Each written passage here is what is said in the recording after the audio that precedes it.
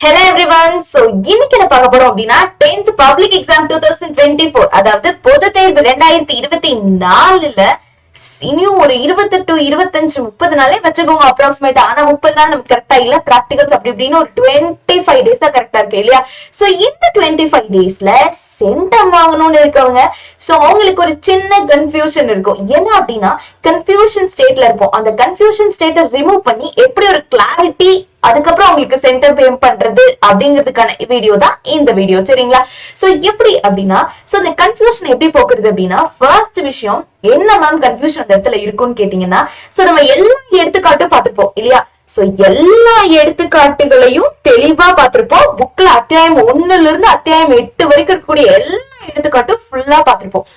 பயிற்சியில் உள்ள கேள்விகள் எல்லாத்தையுமே பார்த்திருப்போம். எல்லா பயிற்சியில் உள்ள கேள்விகளையும் தரவா பார்த்திருப்போம் இல்லைங்களா? அதுக்கப்புறமா அழகு பயிற்சிகள் யூனிட் எக்ஸசைஸ் அதையும் நம்ம பார்த்திருப்போம் இல்லையா? சோ அழகு பயிற்சிகளும் எல்லா அத்தியாயத்துக்கும் பார்த்திருப்போம். சோ இதை தவிர்த்து 1 மார்க்ஸ் நம்ம நீங்க சொன்ன மாதிரி புக் பேக் 1 மார்க்ஸ் படிச்சிருப்பீங்க. சோ கொஸ்டின் பேப்பர்ஸ் எல்லாமே ரிகாலும் பண்ணிடுவோம். சோ கொஸ்டின் பேப்பர்ஸ் அப்புறம் புக் பேக் 1 மார்க்ஸ் எல்லாத்தையுமே படிச்சிருவோம். பட் இதுக்கும் மேல என்ன மேம் ட்விஸ்ட் வந்தா வரலாம் அப்படின்னா ட்விஸ்ட் எப்படி வரும்னு கேளுங்க.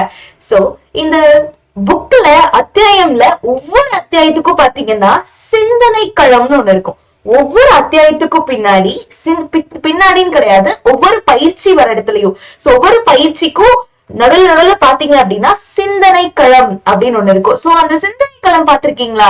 சோ அது என்ன கொஸ்டின்ஸ் அதெல்லாம்? சோ அந்த கொஸ்டின்ஸ் எல்லாம் பாத்தீங்கன்னா அந்த கொஸ்டின்ஸும் கேக்குறாங்க. சோ ட்விஸ்ட்ங்கிற பேர்ல சென்டம் ஸ்கோரர்ஸ் காப்பு வைக்கிறது எந்தெந்த இடம்னு பாத்தீங்கன்னா சிந்தனை களம். நம்ம இது வரைக்கும் அதை ஜஸ்ட் ஒன்ஸ் பார்த்துட்டு போயிருப்போம், ஆனா நல்லா தெளிவா நோக்கி பார்த்திருக்க மாட்டோம். சிந்தனை களம் ஃபர்ஸ்ட் ட்விஸ்ட். செகண்ட் முன்னேற்ற சோதனை அப்படின்னு ஒரு ப்ளூ கலர் பாக்ஸ் போட்டு கொடுத்திருப்பாங்க. சோ அதையும் நம்ம தெளிவா பார்த்திருக்க மாட்டோம். சோ அதுல எல்லாம் தான் கொஸ்டின்ஸ் வருது. இப்போ முன்னேற்ற சோதனை. அடுத்தது பாத்தீங்க அப்படின்னா குறிப்புன்னு சொல்லி அங்கங்க பாக்ஸ் போட்டு கொடுத்திருப்பாங்க. சோ அதையும் கண்டிப்பா படிக்கணும், நான் முன்னாடியே சொன்ன மாதிரி தான். 4வது செயல்பாடு. என்ன மேம் செயல்பாடுல இருந்து கொஸ்டின்ஸா? ஆமாங்க. சோ செயல்பாடுல ஒரு சம் கொடுத்திருக்காங்க. சோ அந்த சம்ம அதே சம 2 மார்க்ஸ்ல ஒரு விஷயம் கேட்டிருக்காங்க. சோ செயல்பாடுல சம்ஸ் இருந்தா மட்டும் பாருங்க, சரிங்களா? சோ அதுல ஏதாவது சம்ஸ் கொடுத்திருந்தா மட்டும் பாருங்க, என்ன பார்க்க வேண்டாம் செயல்பாடுல, சரியா?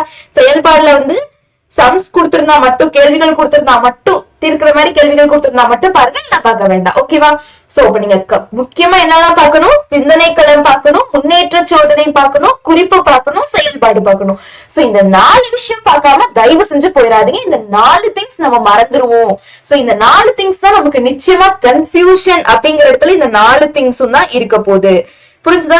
இந்த 4 திங்ஸையும் ஃபுல்லா தெளிவா பாத்துட்டீங்கன்னா, இதுக்கும் மேல இந்த 4 திங்ஸையும் தெளிவா பாத்துட்டீங்கன்னா ஷுவரா சென்டம் தான். சோ சென்டம்க்கு சில பேருக்கு இந்த கன்ஃபியூஷன்ஸ் எல்லாம் இருக்கும். சோ இதெல்லாம் தெரியாம இருப்போம் இல்லையா? சோ இந்த 4 விஷயத்தையும் தெரிஞ்சுட்டு போங்க. சோ இந்த 4 விஷயம் யாருக்கும் தெரியாம இருக்கும். சோ தெரியாம போயிடாதீங்க. 4 விஷயத்தையும் ஒன்ஸ் ஃபுல்லா தெளிவா பாத்துட்டு போங்க, சரியா? Okay, so all the best.